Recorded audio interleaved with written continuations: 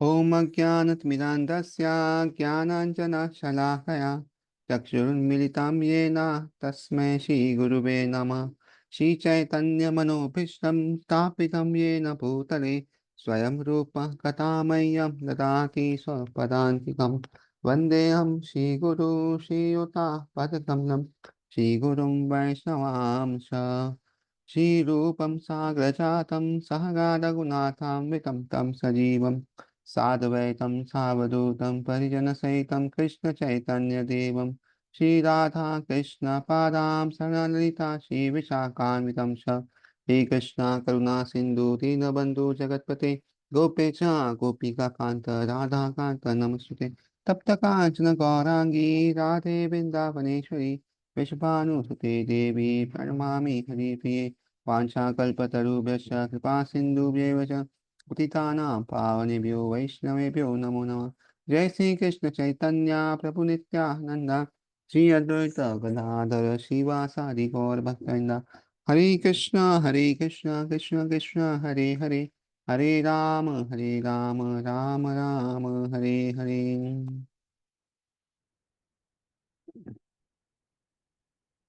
सो हम लोग अभी अध्याय 6 का वर्ष 16 पे हैं।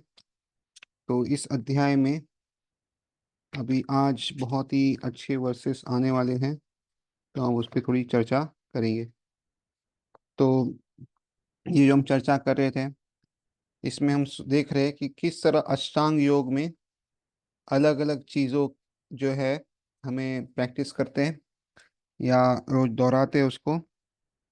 तो उसमें हमने देखा कैसे बैठना चाहिए, कैसे अपने मन को लगाना चाहिए, सीधे बैठ के ध्यान करना चाहिए। और अष्टांग योग का जो लक्ष्य है वो क्या है कि भौतिक चीजें का सगळे सो जो है बंद कर दे, निर्वाण परमम और मत स्थानम यानी भगवान का राज्य मिले। तो अभी क्या क्या अष्टांग योग में रिकमेंडेशन है या क्या करने को कहा गया है वो हम देखेंगे। और ये जो श्लोक है 16 17 ये हमारे भक्ति के लिए भी बहुत महत्वपूर्ण श्लोक है, तो इस पे हम थोड़ी चर्चा करेंगे। नात्यस्नातुस्तु योगी अस्ति न चैकन्तम् असन अनस्नत न चाति स्वप्नशीलस्य जाग्रतो नैव च Arjun.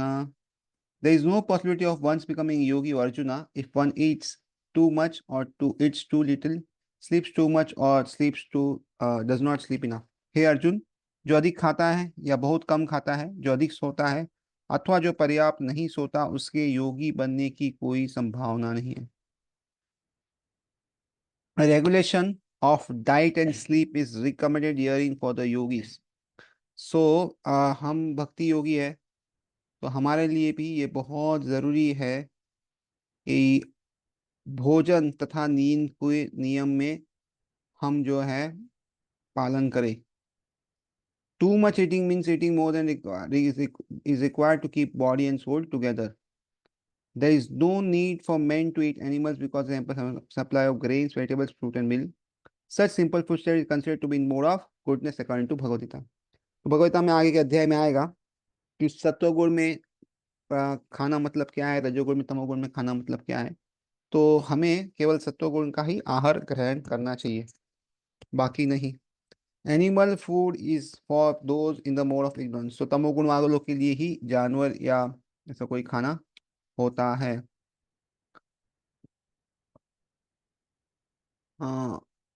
Therefore, those who indulge in animal food, drinking, smoking, eating food which is not first offered to Krishna will suffer sinful reactions because of eating only polluted things. भूंजे ते त्व अगम पाप ये पचंती आत्म कारण। तो इसलिए क्या है कि जब भी कुछ हम खाते हैं, पीते हैं या कुछ भी करते हैं, तो पहले भगवान को वो हमें अर्पण करना चाहिए, नहीं तो हम जो है वो पाप जो है वो उसको सहन करेंगे ही। और उसके भोग पाप कर्म में हम भोग बनने वाले ही है, क्योंकि ये सब क्या है, दूषित वस्तु है।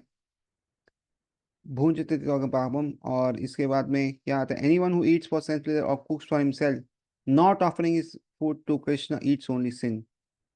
तो जो खुद के इंद्रियों के लिए खाना बनाता है, खाता है, वो भगवान को लगाता नहीं है, वो क्या है, पाप ही खा रहा है।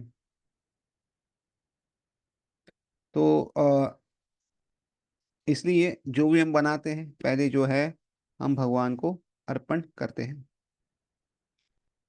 One who eats sin and eats more than is allotted to him cannot execute perfect yoga। तो जरूरत से ज्यादा जो भी खाते हैं ना वो बराबर भक्ति नहीं कर सकते। और वो भी अगर भगवान को ऑफर किया हुआ नहीं है तो भी मुश्किल है, क्योंकि खाने के माध्यम से चेतना आती है।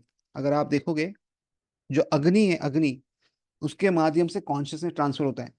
तो खाना बनाने वाला अगर उसकी चेतना अच्छी नहीं है खाना बनाते समय, तो वही चेतना जो खाना खाता है, जो प्रसाद लेता है, उसको भी आएगी।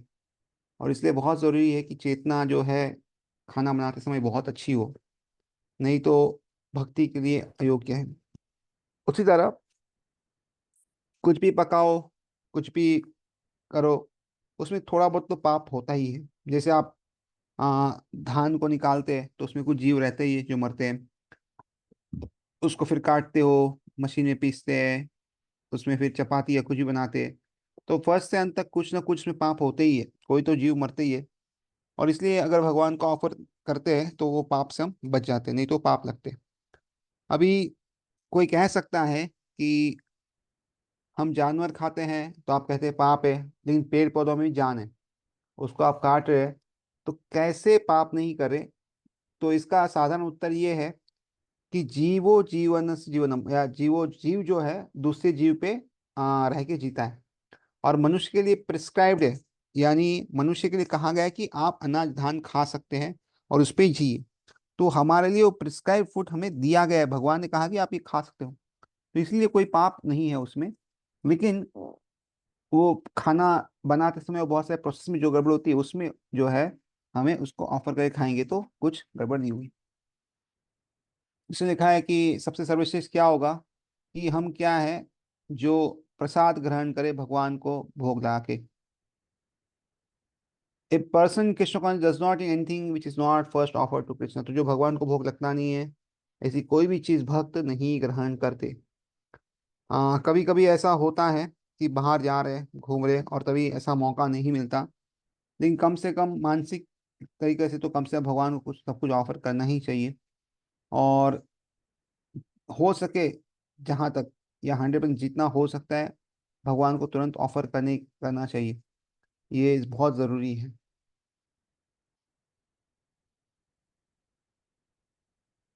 Nor can one artificially abstain from eating manifesting his own personal purpose of fasting, practice yoga।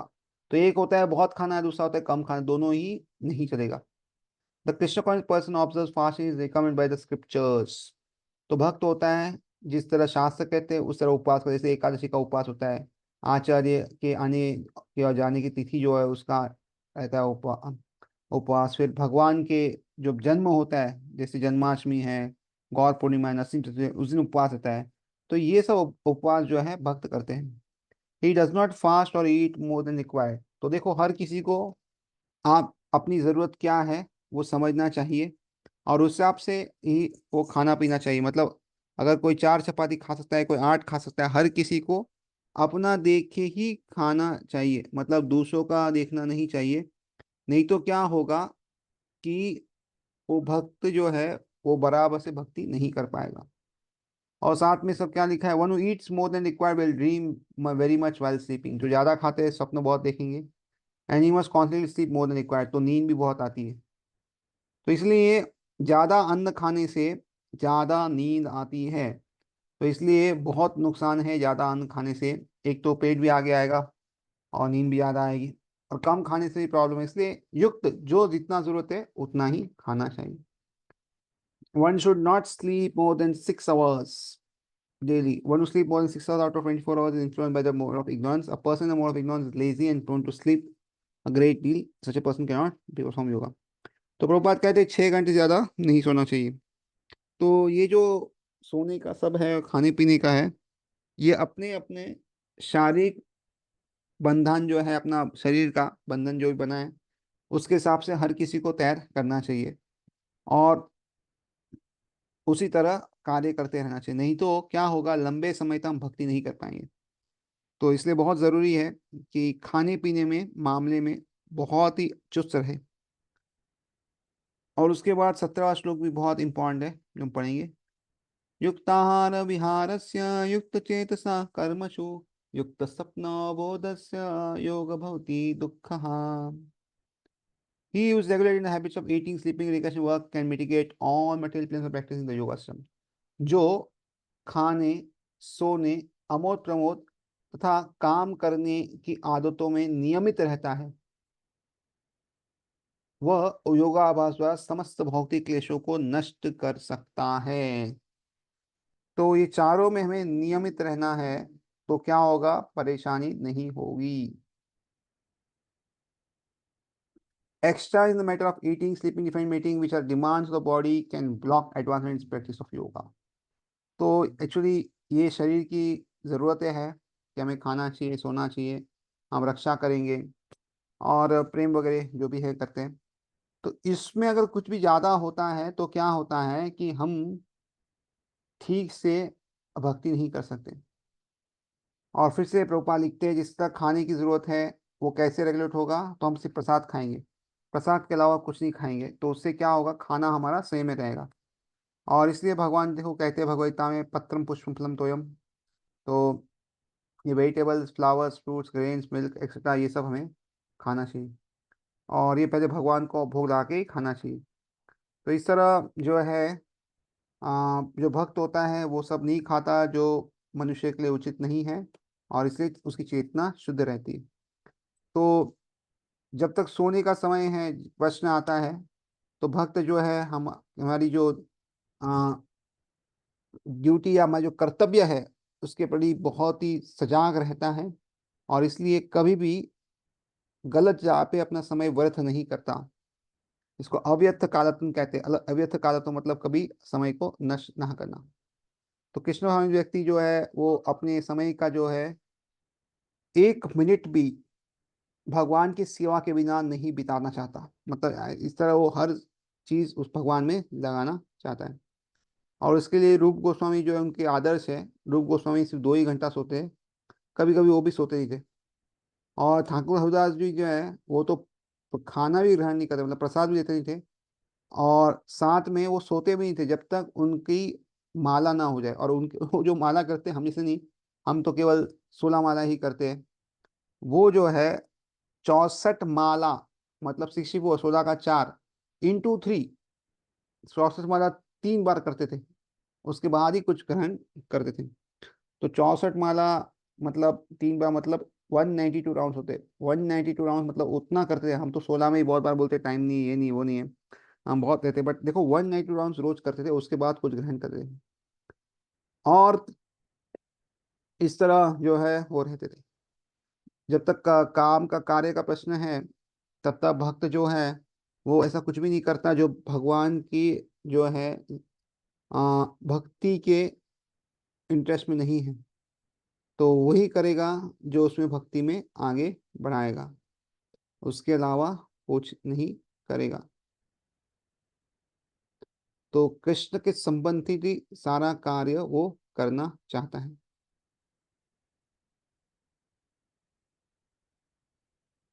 तो इस तरह वो कोई भी जो है भौतिक इंद्रिय तृप्ति में नहीं लगता।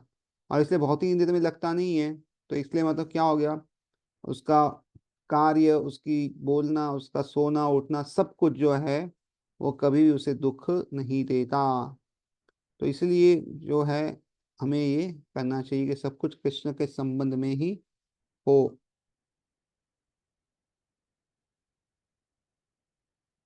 तो ये इस दोनों श्लोक का हमें जो है 17 और 18 खाने का, फिर पीने का, सोने का, उसको अपने हिसाब से हमारे जीवन में धीरे धीरे उतार सकते हैं। और आइडियल यही है जल्दी सो जाए, जल्दी उठे। और 6 घंटे इनाफ है। अगर हम कोई बहुत ज़्यादा शारीरिक श्रम नहीं करते, जो बहुत शारीरिक श्रम करते हैं उनको शायद ज़्यादा लगे, बट अदरवाइज इनाफ है। और इसके लिए हमें क्या करना चाहिए, रात को जल्दी सो जाना चाहिए, तो 6 घंटे में नींद हो जाती है। तो अगर थोड़ा लेट सोते तो बहुत ज़्यादा समय लगेगा। और खाने पीने में खास ध्यान रखना चाहिए, जो पदार्थ बहुत लाइट हो, पचने में हल्के हो, वो ज़्यादा खाए। तो उससे क्या होगा, भक्ति हम अच्छे से कर सकते हैं, नहीं तो पचाने में ही सब शक्ति जाती है।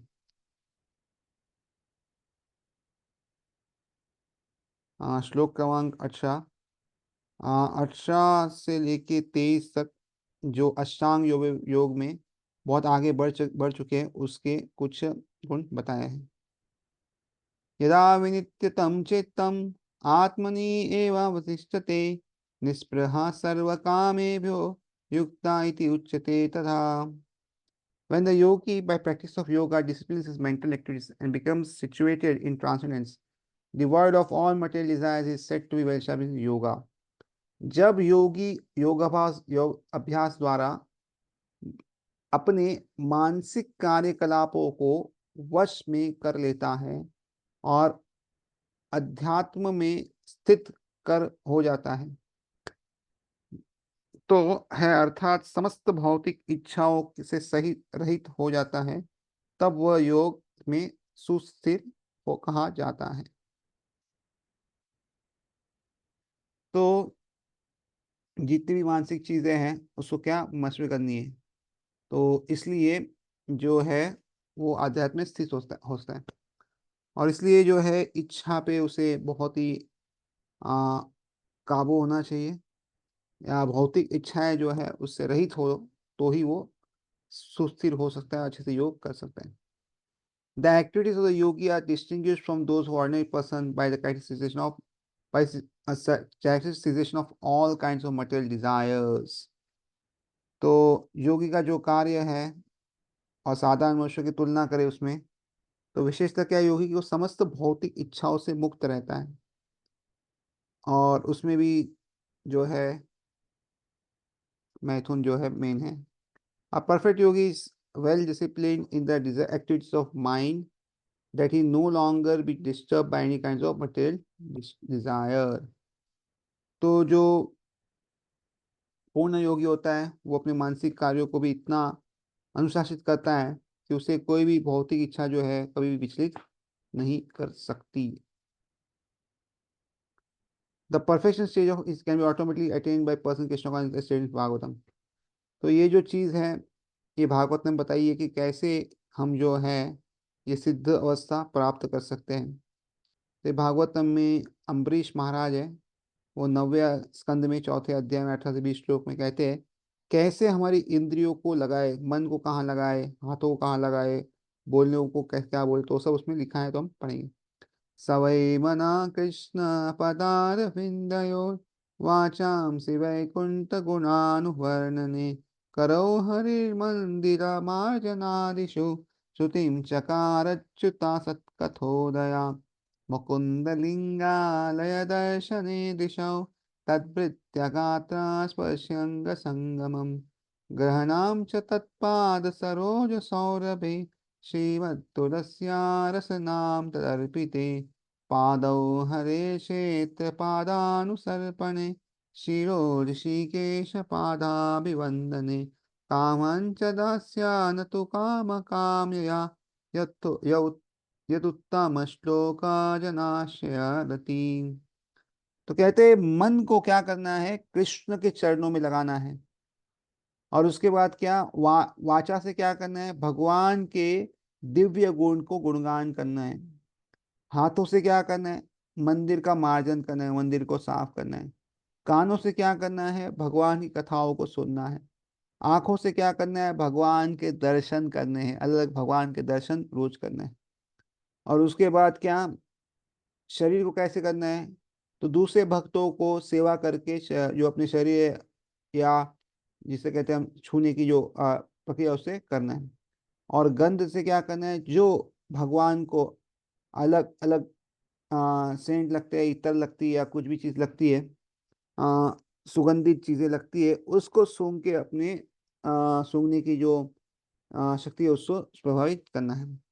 और उसके बाद जबान से क्या करना है, तो भगवान जबान से क्या करना है, हमें भगवान को लगाई हुई तुलसी का आस्वादन करना है, तुलसी पत्रों का स्वाद लेना है।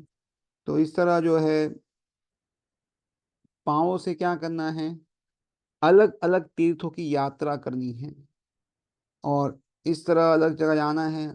और सर से क्या करना है, भगवान को दंडवत करना है, सर को भगवान को बारंबार दंडवत करने में लगाना है। और इच्छाओं को क्या करना है, हमारी जितनी भी इच्छा है उसे भगवान के कार्यकलाप पूरा करने में लगाना है। और इस तरह ये जितने भी कार्य है ये दिव्य है, और ये सारे दिव्य कर्ता शुद्ध भक्त के लिए सर्वथा अनुरूप है। तो हमें धीरे धीरे हमारी जितनी भी इंद्रियां हैं उसको ये सब चीजों में लगानी चाहिए, जितना हो सके यथाशक्ति था मतलब ये कार्य करना चाहिए। हम्म। तो आगे कहते हैं कि ये जो भक्ति का पथ है ये बाकी लोगों के लिए शायद बराबर नहीं होगा, निवोशल आदि के लिए। और लेकिन कृष्ण भावनी व्यक्ति के लिए क्या अत्यंत सुगम और व्यवहारिक है, बहुत ही आसान है और व्यवहारिक है। और बाकी के लिए इतना नहीं हो सकता। और इसमें ऊपर लिखा गया है कि अमरीश महर्षि ने, तो जब तक मन जो है भगवान के चरणों में नहीं लगता उनको हमेशा याद करके, तो ये जो हम कहते हैं ट्रांसेंडेंटल एंगेजमेंट्स, यानी दिव्य अलग अलग कार्यकलाप जो है वो एकदम जो है हम सुचारू रूप से नहीं कर सकते, और ये व्यवहारिक हमें नहीं हो पाते। और इसलिए क्या है, हमें भगवान की भक्ति में इन विहित कार्य जो है उसको अर्चन कहते हैं। उसके अर्थ है कि समस्त इंद्रियों को भगवान की सेवा में लगाना है। जितनी भी इंद्रियां हैं उसे हम भगवान की सेवा में लगा सकते हैं। तो जो इंद्रियां होती हैं, जो मन होता है, उसे कुछ न कुछ कार्य हमेशा चाहिए। तो खाली कोई निगरा कह रहेगा कि नहीं नहीं नहीं ये नहीं करूंगा वो नहीं करूंगा, तो वो व्यवहारिक नहीं होता। और इसीलिए जो है आ, जो सामान्य लोग हैं उसके लिए संन्यास आश्रम उचित नहीं है। और इसीलिए जो है सो क्या करना चाहिए, अपनी जो इंद्रिय है उसको भगवान की दिव्य सेवा में लगाना चाहिए। और इस तरह सफलता की ही सही विधि है। मतलब ये दिव्य कार्य में लगने से क्या होगा, हमारे जो मन है वो भगवान के चरणों में लगेगा, और यही सफलता का कार्य है। और इस तरह जो है भगवान युक्त करके कहा जाता है। तो इसलिए हमें जो है अपना मन और इंद्रियां इस तरह भगवान में को अर्पित करके उनके कार्य में लगानी है। और उसके बाद 19वें श्लोक में आता है, एक उदाहरण देते हैं।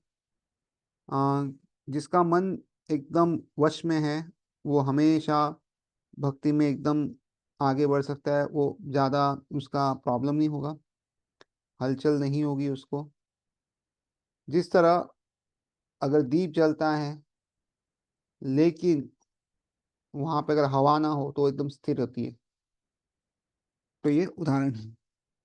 यथा दीपो निवातोऽस्थो निंगते सोपम स्मृता योगिनो यत चित्तस्य युञ्जतो योगम आत्मना।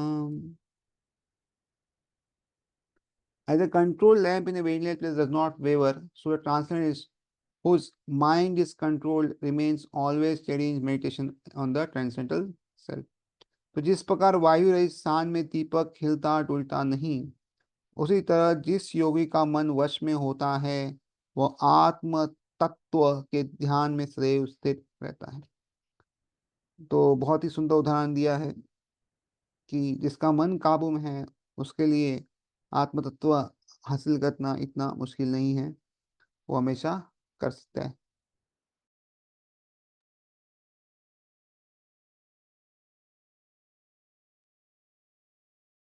हाँ, हरे कृष्ण। तो हम कह रहे थे कि अगर वायु रहित स्थान होता है तो दीपक खिलता जुलता नहीं है, और उसी तरह योगी अगर मन वश में रहता है तो वह क्या है, आत्म तत्व के लिए ध्यान में सदैव स्थिर रहता है, तो उससे कुछ समस्या नहीं होती। तो ये जरूरी है।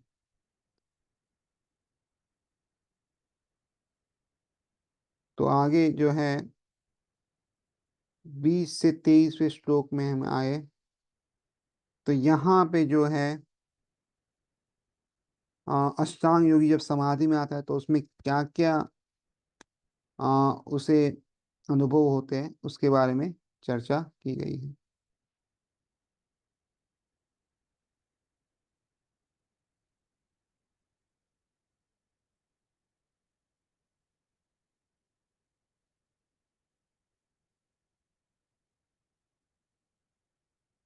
या तो हमने ये देखा। और इसके बाद 20 से 23 श्लोक देखिए।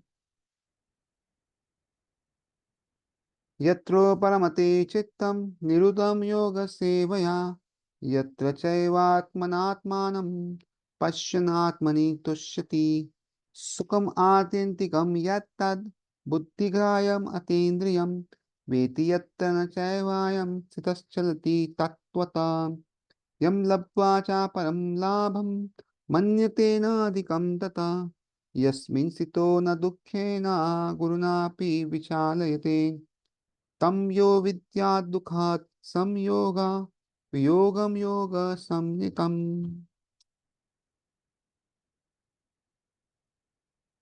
In the stage of perfection called trance or samadhi, one's mind is completely restrained from material and intellectual activities by practice of yoga.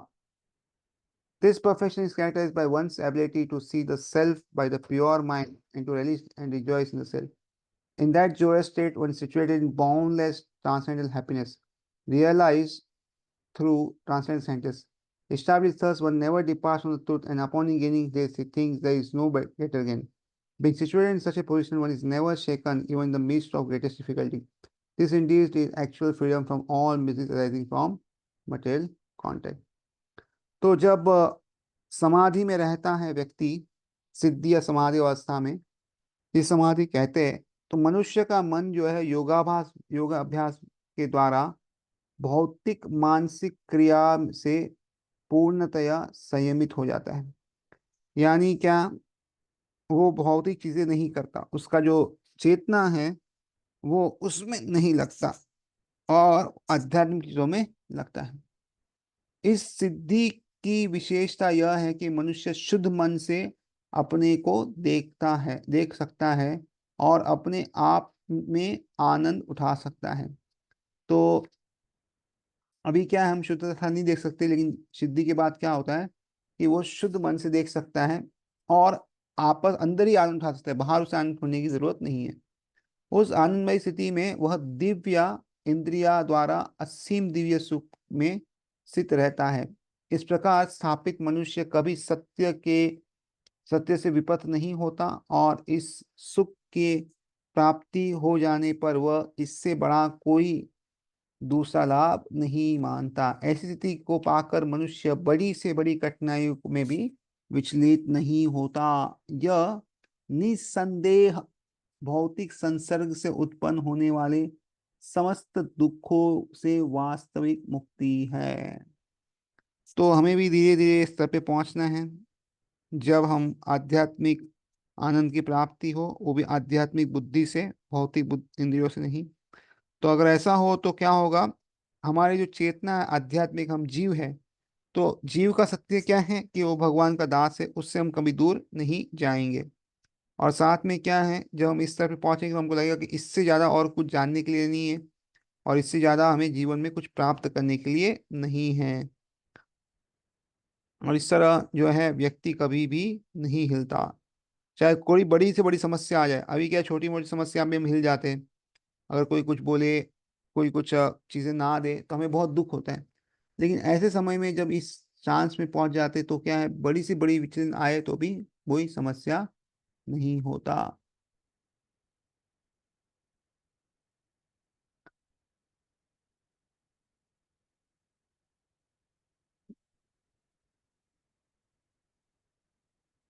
तो ये योगाभ्यास जो है, इससे क्या होता है, मनुष्य जो है भौतिक धारणा से धीरे धीरे क्या होता है, विरक्त हो जाता है।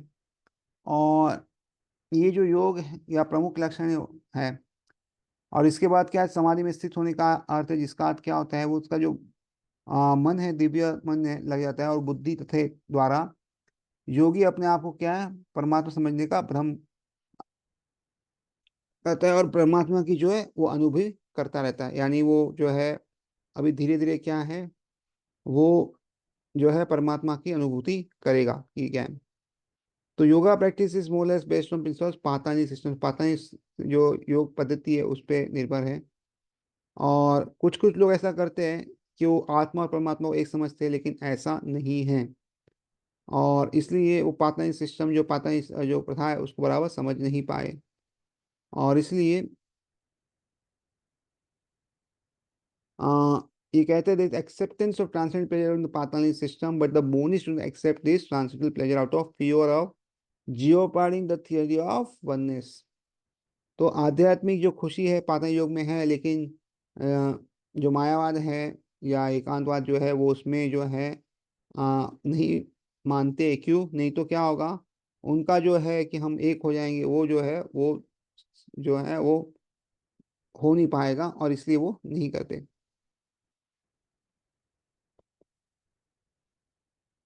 तो इसलिए यहाँ पे लिखा है कि योग सूत्रों में पुरुषार्थ शून्यनां गुणानां प्रतिपक्ष कैवल्यम स्वरूप प्रतिष्ठा व चिकित्सक्ति इति।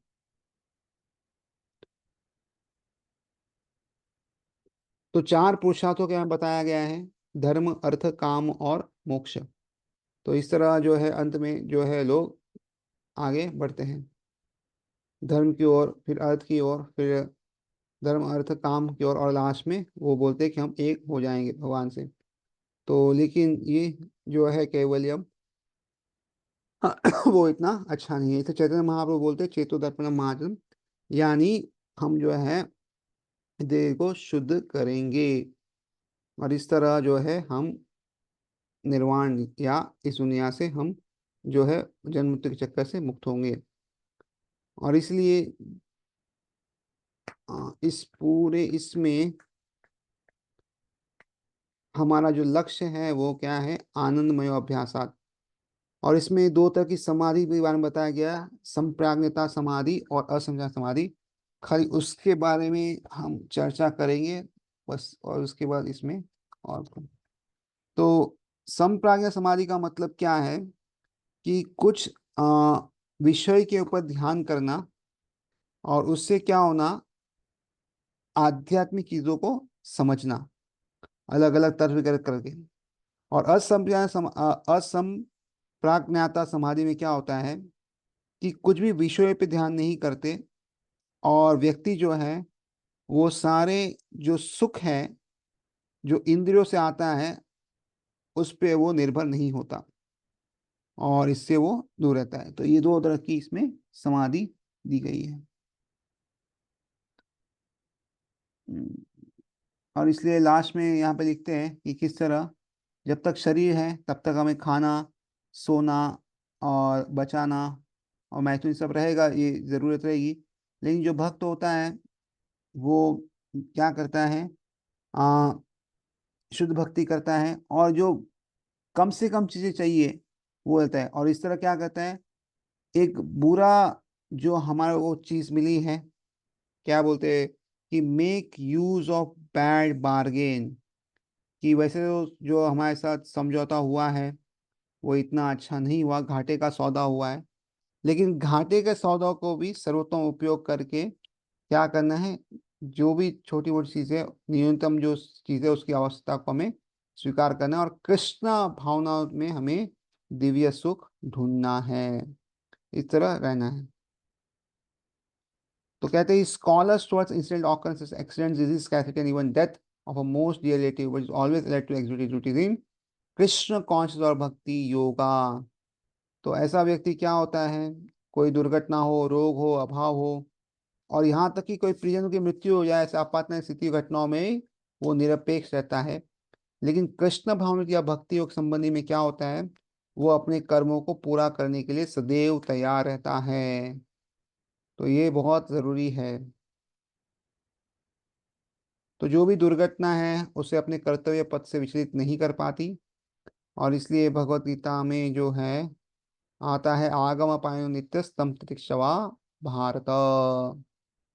तो इस तरह क्या है, वो सबको सहन करता रहता है, जो ये घटनाएं वो सहन करता रहता है, क्योंकि वो भली भांति जानता है कि ये सब घटनाएं ऐसी है जो आती जाती रहती है, और इनसे उसके कर्तव्य में कोई प्रभाव नहीं पड़ता।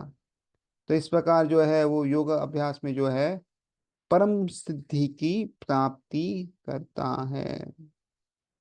और इसके बाद जो है 24वें श्लोक से जो योग आरूढ़ स्टेज है उसको कैसे पाया जाता है उसके बारे में बताएं। तो हमने चर्चा की है, दो स्टेज होते हैं। एक है योग आरूढ़, जो शुरुआत है। योग आरूढ़ मतलब वो बहुत आगे बढ़ चुका है। तो उसमें क्या क्या होता है वो हम देखेंगे। स निश्चयेन योक्तव्य योग निर्वन्न चेतसा संकल्प प्रभवान कामं त्यक्ता सर्वान् शेषता मनस्येवेन्द्रियाग्रामं विनियम्य समन्तत।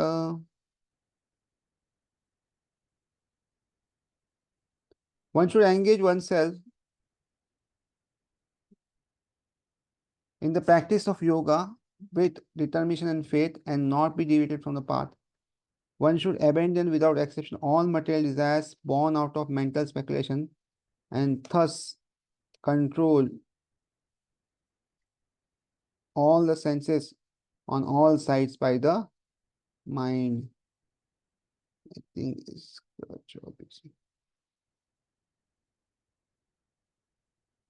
तो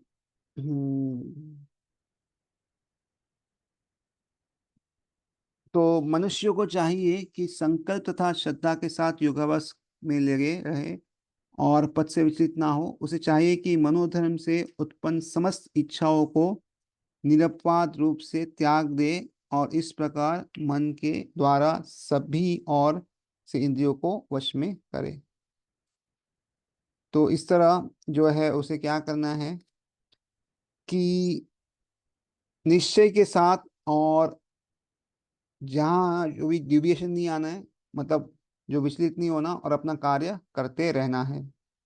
और साथ साथ जो भी भौतिक इच्छाएं आती है, क्योंकि हमारा मन में कुछ ना कुछ लाएगा, उससे त्याग कर देना है। और साथ में जो है क्या करना है, इंद्रियों को काबू में करना है। और इंद्रियों में सबसे बड़ा मन है, तो मन को अपना मित्र बनाना है, यानी मन को वश में करना है।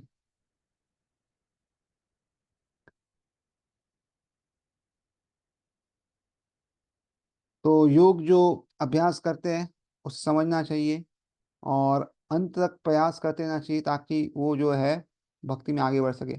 और हर व्यक्ति को समझना चाहिए कि वो अवश्य जो है वो अपने लक्ष्य की प्राप्ति करेगा, अंत में उसकी सफलता निश्चित है, ऐसा सोचकर उसे बड़े ही धैर्य से इस मार्ग में आगे बढ़ते रहना चाहिए। और अगर सफलता मिलने में थोड़ा विलंब होता है तो कभी भी निरुत्साहित नहीं होना चाहिए। और ऐसे व्यक्ति को सफलता मिलना बहुत जरूरी है। जो व्यक्ति दृढ़ अभ्यासी है, रिजिड फॉलोअर लिखा है, रिजिड फॉलोअर बहुत इंपॉर्टेंट वर्ड है, रिजिड प्रैक्टिशनर।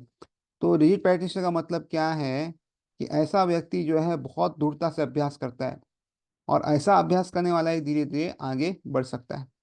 तो इसलिए भक्ति में भी हमें चाहिए कि तीव्र ना भक्ति योगे ना, बहुत तीव्र से भक्ति की प्रैक्टिस करें तो जल्दी आगे बढ़ेगी। और भक्ति योग के बारे में रूप गोस्वामी कहते हैं, उत्साह निश्चय धैर्य तत्त कर्म प्रवर्तनात् संग त्यागत सतो वृत्ति सद्भिर भक्ति प्रसिद्धि। One should execute the process of bhakti yoga successfully with full-hearted enthusiasm, perseverance, and determination by following the prescribed rules and association of devotees and by engaging complete in the activity of goodness.